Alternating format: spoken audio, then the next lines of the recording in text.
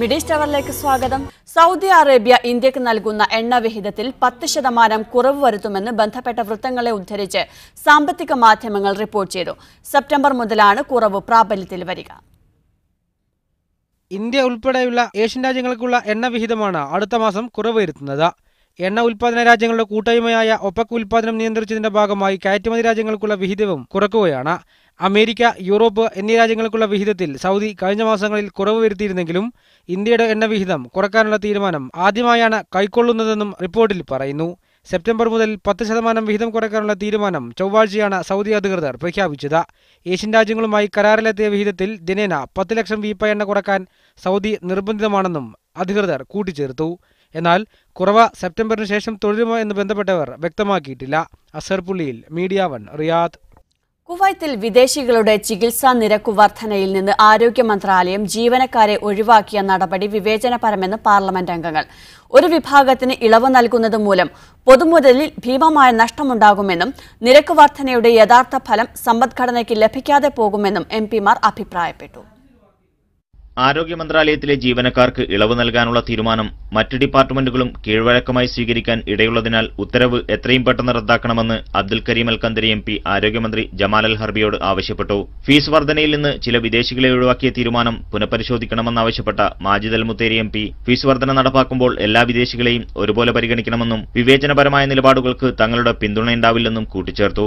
ആരോഗ്യ മന്ത്രാലയ ജീവനക്കാർക്ക് ഇളവ് അനുവദിച്ചാൽ മറ്റു മന്ത്രാലയങ്ങളിലെ വിദേശികളും ഇതേ ആവശ്യമുന്നയിച്ച് രംഗത്ത് വരാൻ സാധ്യതയുണ്ട്. വൈദ്യുതി നിരക്ക് വർധനയിൽ നിന്ന് വൈദ്യുതി വകുപ്പ് ജീവനക്കാരെയും ഇക്കാമ ഫീസ് വർധനയിൽ നിന്ന് ആഭ്യന്തര മന്ത്രാലയ ജീവനക്കാരെയും ഒഴിവാക്കാൻ അധികൃതർ തയ്യാറാകേണ്ടി വരും. ആരോഗ്യ മന്ത്രാലയത്തിലെ വിദേശികളെ പോലെ തന്നെ കുടുംബം പുലർത്താൻ ജോലി ചെയ്യുന്നവരാണ് മറ്റു മന്ത്രാലയങ്ങളിലും സ്വകാര്യ മേഖലയിലും ഉള്ളതെന്ന കാര്യം മറന്നുകൂടെന്നും എംപിമാർ ചൂണ്ടിക്കാട്ടി. കഴിഞ്ഞ ദിവസമാണ് ആരോഗ്യമന്ത്രി വിദേശികളുടെ ചികിത്സാ നിരക്കുകൾ വർദ്ധിപ്പിച്ചുകൊണ്ട് വിജ്ഞാപനമിറക്കിയത്. ഒക്ടോബർ 1 മുതൽ പ്രാബല്യത്തിലാകുന്ന നിരക്ക് വർധനയുടെ പരിധിയിൽ നിന്ന് ആരോഗ്യ മന്ത്രാലയ ജീവനക്കാർ ഉൾപ്പെടെ 13ഓളം വിഭാഗങ്ങളെ ഒഴിവാക്കിയിട്ടുണ്ട്. Media 1 Kuwait city. സൗദിയിൽ വനിതാവൽക്കരണം ലക്ഷ്യം നേടാൻ നിരന്തര നിരീക്ഷണം ആവശ്യമാണെന്ന് തൊഴിൽ മന്ത്രാലയം. സ്ത്രീകളുടെ വസ്ത്രങ്ങളും സൗന്ദര്യവർദ്ധക വസ്തുക്കളും വിൽപ്പന നടത്തുന്ന കടകളിൽ സ്ത്രീകൾക്ക് തൊഴിൽ ലഭിക്കുന്നുവെന്ന് ഉറപ്പുവരുത്തണമെന്ന് മന്ത്രാലയം വ്യവസായികളോട് ആവശ്യപ്പെട്ടു. രാജ്യത്ത് സ്ത്രീകളുടെ വസ്ത്രങ്ങളും സൗന്ദര്യവർദ്ധക വസ്തുക്കളും വിൽപ്പന നടത്തുന്ന കടകളിൽ വനിതാവൽക്കരണം ശക്തമാക്കാൻ സൗദി തൊഴിൽ മന്ത്രാലയം ഒരുങ്ങുന്നു. പദ്ധതിയുടെ 1-2 ഘട്ടങ്ങളിലൂടെ 1 ലക്ഷത്തിൽ പരം സ്ത്രീകൾക്ക് തൊഴിൽ ലഭിച്ചതായാണ് കണക്ക്. സ്വകാര്യ മേഖലയിൽ ഈ വിഭാഗത്തിൽപ്പെട്ട 13,100 സ്ഥാപനങ്ങളാണുള്ളത്. ഇവ സ്ത്രീകൾക്ക് തൊഴിൽ നൽകുന്ന കാര്യത്തിൽ വ്യവസ്ഥകൾ പാലിക്കുന്നുണ്ടെന്ന് ഉറപ്പുവരുത്തേണ്ടത് പരിശോധനാ ചുമതലയിലുള്ള ഉദ്യോഗസ്ഥരുടെ ബാധ്യതയാണെന്ന് മന്ത്രാലയം ചേംബർ ഓഫ് കൊമേഴ്സുകൾക്കയച്ച സർക്കുലറിൽ പറയുന്നു. പൊതുവിൽ സ്വകാര്യ മേഖലയിൽ സൗദി സ്ത്രീകൾക്ക് ലഭിച്ച തൊഴിൽ തസ്തികകളിൽ അവർ കഴിവ് തെളിയിച്ചതായി കണ്ടെത്തിയിട്ടുണ്ട്. പ്രത്യേകിച്ചും സ്ത്രീകൾ ഉപയോഗിക്കുന്ന വസ്തുക്കൾ വിൽപ്പന നടത്തുന്ന കടകളിൽ തൊഴിലെടുക്കുന്നവർ. 20,000 റിയാൽ വേതനം പറ്റുന്ന വനിതാ സൂപ്പർവൈസർമാരുണ്ട്. സെയിൽസ് രംഗത്ത് നിന്ന് തുടങ്ങി ഷോപ്പ് മാനേജർമാർ തസ്തികകളിലേക്ക് വരെ ജോലിക്കയറ്റം കിട്ടിയവരും ഇക്കൂട്ടത്തിലുണ്ട്. റീറ്റെയിൽ മേഖലയിൽ പ്രവർത്തിക്കുന്ന കമ്പനികളുടെ മാനവ വിഭവശേഷി വകുപ്പ് കൈകാര്യം ചെയ്യുന്നതിലും സ്ത്രീകൾ പ്രാവീണ്യം തെളിയിച്ചു കഴിഞ്ഞു. 1-2 ഘട്ടങ്ങളുടെ പുരോഗതി വിലയിരുത്തേണ്ടതിന്റെ ആവശ്യകതയും അധികൃതർ പരിശോധനാ വകുപ്പ് മേധാവികളെ ധരിപ്പിച്ചു. നിയമലംഘനങ്ങൾ ശ്രദ്ധയിൽപ്പെടുന്ന സ്ഥാപനങ്ങൾക്കെതിരെ ഏത് തരത്തിലുള്ള നടപടി ശുപാർശ ചെയ്യുന്നതിനും പരിശോധകർക്ക് അധികാരമുണ്ടെന്ന് മന്ത്രാലയം അറിയിച്ചു. Media 1 Dammam. GCC തലത്തിൽ നടപ്പാക്കാൻ ഉദ്ദേശിക്കുന്ന വിവിധ നികുതി നിർദ്ദേശങ്ങൾക്ക് കുവൈത്ത് മന്ത്രിസഭയുടെ പച്ചക്കൊടി. GCC മൂല്യവർദ്ധിത നികുതി, GCC സെലക്ടീവ് എക്സൈസ് ടാക്സ് എന്നിവയുമായി ബന്ധപ്പെട്ട കരട് നിർദ്ദേശങ്ങൾക്കാണ് മന്ത്രിസഭ അംഗീകാരം നൽകിയത്. പ്രധാനമന്ത്രി Sheikh Jaber Mubarak Al Hamad സബാഹിന്റെ അധ്യക്ഷതയിൽ തിങ്കളാഴ്ച ചേർന്ന മന്ത്രിസഭായോഗമാണ് കരട് നിർദ്ദേശങ്ങൾക്ക് അംഗീകാരം നൽകിയത്. വിവിധ ഉൽപ്പന്നങ്ങൾക്കും സേവനങ്ങൾക്കും ഏകീകൃത മൂല്യവർദ്ധിത നികുതി ഏർപ്പെടുത്താനുള്ള GCC സമിതിയുടെ തീരുമാനത്തിന്റെ ഭാഗമായി ധനമന്ത്രാലയം സമർപ്പിച്ച കരട് നിർദ്ദേശമാണ് ഇവയിൽ പ്രധാനപ്പെട്ടത്. തെരഞ്ഞെടുത്ത ഉൽപ്പന്നങ്ങൾക്ക് ഏകീകൃത കസ്റ്റംസ് തീരുവ നടപ്പാക്കാനുള്ള നിർദ്ദേശവും അംഗീകരിക്കപ്പെട്ടു. ഇതോടൊപ്പം നികുതി വെട്ടിപ്പ് തടയുന്നതിനും ഇരട്ട നികുതി ഒഴിവാക്കുന്നതിനുമായി ഇന്ത്യയുമായും ബ്രൂണയുമായും നിലവിലുള്ള ഉടമ്പടിയിൽ ഭേദഗതി വരുത്തുന്നതിനുള്ള കരടിനും ക്യാബിനറ്റ് യോഗത്തിൽ അംഗീകാരമായി. മന്ത്രിസഭയുടെ അംഗീകാരം ലഭിച്ചതോടെ 2018-19 സാമ്പത്തിക വർഷം മുതൽ വാറ്റ് പ്രാബല്യത്തിലാകുമെന്നാണ് കരുതപ്പെടുന്നത്. ചെറിയ സ്ഥാപനങ്ങളെ ഒഴിവാക്കി വൻകിടക്കാരിൽ നിന്ന് മാത്രം നികുതി ചുമത്താനാണ് ആലോചിക്കുന്നതെന്നും 5% താഴെയായിരിക്കും നികുതിയെന്നും നേരത്തെ ധനമന്ത്രാലയം സൂചന നൽകിയിരുന്നു. വിദ്യാഭ്യാസം, ബാങ്കിംഗ്, ഭക്ഷ്യവസ്തുക്കൾ എന്നിവയെ വാറ്റിൽ നിന്ന് ഒഴിവാക്കണമെന്ന് ഇത് സംബന്ധിച്ച് പഠനം നടത്തിയ അന്താരാഷ്ട്ര ഏജൻസി ധനമന്ത്രാലയത്തോട് ശുപാർശ ചെയ്തിരുന്നു. Media one, Kuwait city. 2 മാസം പിന്നിട്ട ഗൾഫ് പ്രതിസന്ധി പരിഹരിക്കാനുള്ള ശ്രമങ്ങളുമായി അമേരിക്കൻ പ്രതിനിധികൾ ദോഹയിലെത്തി. കുവൈത്ത് സന്ദർശിച്ചതിന് ശേഷമാണ് അമേരിക്കൻ സംഘം ദോഹയിൽ എത്തിയത്. മധ്യസ്ഥ നീക്കത്തിന്റെ ഭാഗമായുള്ള കുവൈത്ത് അമീറിന്റെ കത്ത് വിവിധ രാജ്യങ്ങളിലെ ഭരണാധികാരികൾക്ക് കൈമാറി. അമേരിക്കൻ ഗവൺമെന്റിന്റെ ഔദ്യോഗിക പ്രതിനിധികളായി മേഖലയിൽ പര്യടനം തുടങ്ങിയ US സെൻട്രൽ കമാൻഡ് മുൻ മേധാവി റിട്ടയർഡ് മേജർ ജനറൽ ആന്റണി സിനിയും Arabian Gulf affairs bureau deputy assistant secretary Timothy ലെൻഡർകിങ്ങും ഉച്ചയോടെയാണ് ദോഹയിലെത്തിയത്. കുവൈറ്റ് സന്ദർശിച്ചതിനു ശേഷമാണ് അമേരിക്കൻ സംഘം ഖത്തറിലെത്തിയത്. പ്രശ്നപരിഹാരത്തിനായി കുവൈറ്റ് നടത്തുന്ന ശ്രമങ്ങളെ പൂർണ്ണമായി പിന്തുണക്കുമെന്ന് സംഘം വ്യക്തമാക്കി. മധ്യസ്ഥ നിർദ്ദേശങ്ങൾ ഖത്തർ വിദേശകാര്യമന്ത്രി ഷെയ്ഖ് മുഹമ്മദ് ബിൻ അബ്ദുറഹ്മാൻ അൽ താനിക്ക് മുമ്പാകെ വെച്ചതായാണ് സൂചന. ഖത്തറിലെ ചർച്ചകൾക്ക് ശേഷം സംഘം സൗദി അറേബ്യയും UAEയും ബഹ്റൈനും ഈജിപ്തും സന്ദർശിക്കും. അതിനിടെ കുവൈറ്റ് അമീർ ഷെയ്ഖ് സബാഹ് അൽ അഹമ്മദ് അൽ ജാബർ സബാഹിന്റെ പ്രത്യേക കത്തുമായി വിദേശകാര്യമന്ത്രി ഷെയ്ഖ് സബാഹ് അൽ ഖാലിദ് സബാഹും പാർലമെന്ററി കാര്യമന്ത്രി ഷെയ്ഖ് മുഹമ്മദ് ബിൻ അബ്ദുല്ല അസബാഹും പര്യടനം തുടങ്ങി. ആദ്യം സൗദി അറേബ്യ കിരീടാവകാശി ഷെയ്ഖ് മുഹമ്മദ് ബിൻ സൽമാന് കത്ത് കൈമാറിയ ശേഷം ഈജിപ്തിലേക്ക് പോയ സംഘം പ്രസിഡന്റ് അബ്ദുൽ ഫത്താഹ് അൽ സിസിക്കും കത്ത് നൽകി. UAE, ബഹ്റൈൻ, ഒമാൻ എന്നിവിടങ്ങളിലെ ഭരണാധികാരികൾക്കും കത്ത് കൈമാറിയിട്ടുണ്ട്. Mujeeb Rahman, media one, Doha. ഖത്തറിനെതിരായ വ്യോമവിലക്കിൽ ബഹ്റൈൻ ഇളവ് നൽകും. അന്താരാഷ്ട്ര സിവിൽ ഏവിയേഷൻ ഓർഗനൈസേഷന്റെ ആവശ്യപ്രകാരം ചൊവ്വാഴ്ച മുതൽ വ്യോമപാത തുറക്കുമെന്നാണ് റിപ്പോർട്ട്. ഖത്തറിനെതിരായ ഉപരോധശേഷമുള്ള ആദ്യ ഇളവാണ് ഇത്. ആഗസ്റ്റ് 17 മുതൽ കൂടുതൽ വ്യോമപാതകൾ തുറന്നേക്കും. ഖത്തർ വിമാനങ്ങൾക്കുമേൽ ഉപരോധ രാജ്യങ്ങൾ ജൂൺ 4 മുതൽ ഏർപ്പെടുത്തിയ വ്യോമവിലക്ക് അവസാനിപ്പിക്കണമെന്നാവശ്യപ്പെട്ട് രാജ്യം അന്താരാഷ്ട്ര സിവിൽ ഏവിയേഷൻ ഓർഗനൈസേഷനിൽ പരാതി നൽകിയിരുന്നു. ഇതുപ്രകാരം ബഹ്റൈൻ വ്യോമവിലക്കിൽ ഇളവ് ഏർപ്പെടുത്താൻ സന്നദ്ധമായെന്നാണ് ഔദ്യോഗിക വൃത്തങ്ങൾ വ്യക്തമാക്കുന്നത്.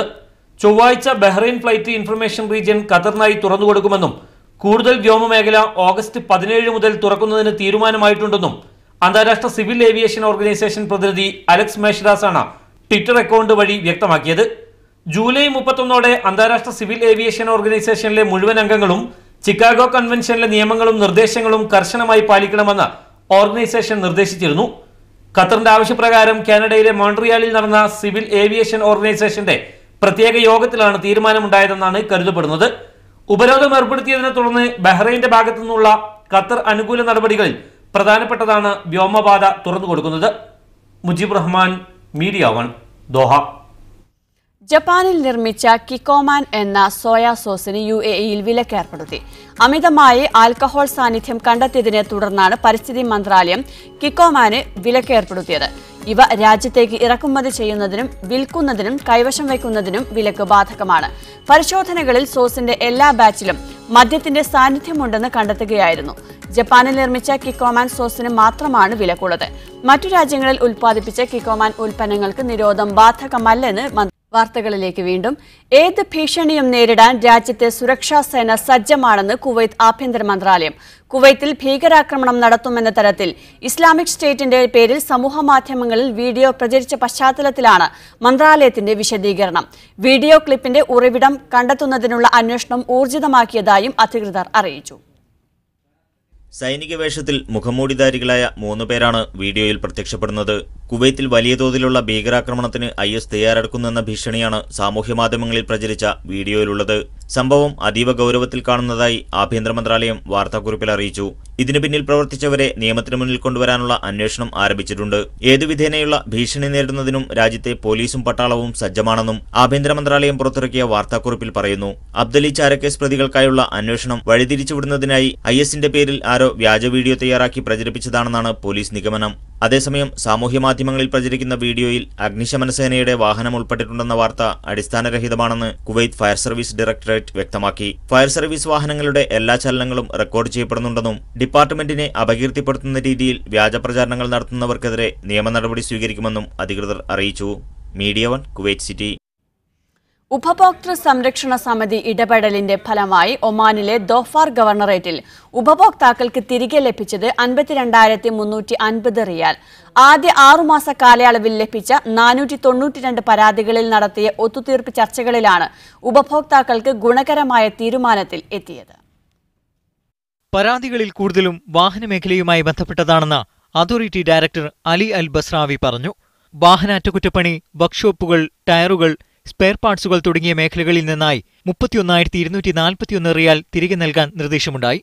ലേബർ മേഖലയുമായി ബന്ധപ്പെട്ട പരാതികളിൽ 6,680 റിയാലും ഇലക്ട്രിക്കൽ, ഇലക്ട്രോണിക് മേഖലയുമായി ബന്ധപ്പെട്ട പരാതികളിൽ 3,025 റിയാലും അലൂമിനിയം, കൊല്ലപ്പണി, മരപ്പണി തുടങ്ങിയ മേഖലകളിലുമായി ബന്ധപ്പെട്ട പരാതികളിൽ 2,524 റിയാലും തിരികെ നൽകാനും നിർദ്ദേശമുണ്ടായി. ട്രാവൽ ആൻഡ് ടൂറിസം, നിർമ്മാണ മേഖല, ഫർണിച്ചർ തുടങ്ങിയ മേഖലകളുമായി ബന്ധപ്പെട്ട പരാതികളും ഒത്തുതീർന്നു. ഉപഭോക്താക്കളുടെ അവകാശങ്ങൾ ഏത് വിധേനയും തിരികെ നൽകുന്നതിനുള്ള തീരുമാനങ്ങളുടെ ഭാഗമായാണ് ഈ നടപടികളെന്ന് അലി അൽ ബസ്രാവി പറഞ്ഞു. Media 1, Muscat. ദുബായിൽ വ്യാജ ഉൽപ്പന്നങ്ങളെ തിരിച്ചറിയാൻ സ്മാർട്ട് സംവിധാനം. ദുബായ് നഗരസഭയാണ് മൊൻതാജി എന്ന പേരിൽ നൂതന സംവിധാനത്തിന് തുടക്കം കുറിച്ചിരിക്കുന്നത്. ദുബൈയിൽ സൗന്ദര്യ വർദ്ധക വസ്തുക്കൾ, കൺസ്യൂമർ ഉൽപ്പന്നങ്ങൾ എന്നിവ ഇനി വിപണിയിലെത്തിക്കണമെങ്കിൽ മൊൻതാജി സംവിധാനത്തിൽ രജിസ്റ്റർ ചെയ്യണം. 5 മിനിറ്റിനുള്ളിൽ രജിസ്ട്രേഷൻ പൂർത്തിയാക്കാം. ആരോഗ്യത്തിന് ഹാനികരമല്ലാത്ത ഉൽപ്പന്നമാണെങ്കിൽ 12 ദിവസത്തിനുള്ളിൽ ഇവയ്ക്ക് അനുമതി ലഭിക്കും. ഉപഭോക്താക്കൾക്ക് തങ്ങൾ വാങ്ങിയ ഉൽപ്പന്നത്തിന്റെ ഗുണമേന്മ സംബന്ധിച്ച് സംശയമുണ്ടെങ്കിൽ അവയുടെ പേരോ ബാർകോഡോ വെബ്സൈറ്റിൽ നൽകിയാൽ വ്യാജനാണോ എന്ന് തിരിച്ചറിയാനാവും. മൊൻതാജി വെബ്സൈറ്റിനു പുറമെ മൊബൈൽ ആപ്പും വൈകാതെ തയ്യാറാകും. ആപ്പിൽ ബാർകോഡ് രജിസ്റ്റർ ചെയ്താലുടൻ ഉൽപ്പന്നങ്ങൾ സംബന്ധിച്ച വിശദ വിവരങ്ങൾ ലഭ്യമാക്കും. നിലവാരം കുറഞ്ഞവയെന്ന് കണ്ടെത്തിയ ഉൽപ്പന്നങ്ങളുടെ വിവരങ്ങളിൽ തിരുത്തൽ വരുത്തി പിന്നീട് രജിസ്റ്റർ ചെയ്യാൻ കഴിയില്ല. ദുബൈ വിപണിയിലെ ഉൽപ്പന്നങ്ങളൊന്നുപോലും ജനങ്ങളുടെ ആരോഗ്യത്തിനും പരിസ്ഥിതിക്കും ഹാനികരമാവരുതു എന്ന എക്സിക്യൂട്ടീവ് കൗൺസിൽ നയത്തിന്റെ ഭാഗമായാണ് നഗരസഭ മൊൻതാജി നടപ്പാക്കുന്നത്. Media 1, Dubai. ഒമാനിൽ സൊഫാർ വിമാനത്താവളത്തിൽ നിന്ന് രണ്ടാമത്തെ രാജ്യാന്തര സർവീസിന് തുടക്കമായി. ദോഹയിൽ നിന്നുള്ള ഖത്തർ എയർവേസിന്റെ എയർബേസ് A320 എയർക്രാഫ്റ്റ് ഇന്നും വൈകുന്നേരം സൊഹാറിൽ ലാൻഡ് ചെയ്തു. എയർ അറേബ്യയുടെ ഷാർജ സർവീസിന് പിന്നാലെയുള്ള രണ്ടാമത്തെ രാജ്യാന്തര സർവീസാണ് ഖത്തർ എയർവേസിന്റേത്. മസ്കത്തിന് പിന്നാലെ സൊഹാറിൽ നിന്ന് സർവീസ് തുടങ്ങിയത് ഒമാനും ഖത്തറും തമ്മിലെ യാത്ര വാണിജ്യ മേഖലകളിലെ വളർച്ചയ്ക്ക് വഴിയൊരുക്കുമെന്ന് വിലയിരുത്തുന്നു. ജിദ്ദ വിമാനത്താവളം വഴിയുള്ള ഇന്ത്യൻ ഹാജിമാരുടെ തീർത്ഥാടനം ആരംഭിച്ചു. കർണാടകയിൽ നിന്നുള്ള തീർത്ഥാടകരാണ് ആദ്യ വിമാനത്തിൽ ഉണ്ടായിരുന്നത്. ഇന്ത്യൻ അംബാസഡറുടെ നേതൃത്വത്തിൽ ഹാജിമാരെ സ്വീകരിച്ചു. മദീന വഴിയുള്ള ഹാജിമാരുടെ വരവ് ഇന്ന് അവസാനിച്ചു. ബംഗളൂരിൽ നിന്നുള്ള എയർ ഇന്ത്യ വിമാനം രാവിലെ 6:40 തീർത്ഥാടകരുമായി ജിദ്ദ വിമാനത്താവളത്തിലെത്തി. 340 ഹാജിമാരാണ് ആദ്യ സംഘത്തിലുള്ളത്. ഹജ്ജ് ടെർമിനലിനകത്ത് Indian ambassador Ahmed Javed, Shabnam Javed, consul general Mohammed Noor Rahman Sheikh എന്നിവരുടെ നേതൃത്വത്തിൽ തീർത്ഥാടകരെ സ്വീകരിച്ചു. Deputy consul general Mohammed Shahid Alam, Air India regional manager Noor Mohammed എന്നിവരും തീർത്ഥാടകരെ സ്വീകരിക്കാനെത്തിയിരുന്നു. എമിഗ്രേഷൻ നടപടികൾ പൂർത്തിയാക്കി 7:30 തീർത്ഥാടകർ ടെർമിനലിന് പുറത്തിറങ്ങി. ഹാജിമാരെ സഹായിക്കാൻ ഇന്ത്യൻ പിൽഗ്രിംസ് ഫോറം, KMCC എന്നീ കൂട്ടായ്മകളുടെ വളണ്ടിയർമാരും രംഗത്തുണ്ടായിരുന്നു. 10 മണിയോടെ തീർത്ഥാടകർ ബസ് മാർഗം മക്കയിലേക്ക് പുറപ്പെട്ടു. I am really happy and proud to be here in this holy land of Makkah. This is my first visit and my visit is so excellent and I felt at home. And all the facilities were extended by the people from the Bangalore airport to the Makkah airport and Jeddah airport. മക്കയിൽ മസ്ജിദുൽ ഹറാമിന് പരിസരത്ത് green കാറ്റഗറിയിലും 7 kilometre അകലെ അസീസയിലുമാണ് തീർത്ഥാടകർക്ക് താമസം ഒരുക്കിയിട്ടുള്ളത്. അസീസയിൽ നിന്നും 24 മണിക്കൂറും ഹറമിലേക്ക് bus service ഏർപ്പെടുത്തിയിട്ടുണ്ട്. ജൂലൈ 24 മുതൽ മദീന വഴി ആരംഭിച്ച ഹജ്ജ് തീർത്ഥാടനം ഇന്ന് പുലർച്ചെയോടെ അവസാനിച്ചു. 62,000-ഓളം ഹാജിമാരാണ് മദീനയിലെത്തിയത്. കേരളത്തിൽ നിന്നുള്ള ഹാജിമാർ ഞായറാഴ്ച മക്കയിലെത്തും. ഇന്ത്യൻ ഹാജിമാരുടെ 2ാം ഘട്ട വരവിന് ഇന്ന് തുടക്കം കുറിച്ചിരിക്കുന്നു. ഈ മാസം 26 വരെയാണ് ഹജ്ജ് തീർത്ഥാടകർ ജിദ്ദയിലെത്തുക. ജിദ്ദ ഹജ്ജ് ടെർമിനലിൽ നിന്നും റബി മുഹമ്മദ്, മീഡിയ 1. ഇതോടെ ബുള്ളറ്റിൻ പൂർണ്ണമാവുകയാണ്. നമസ്കാരം.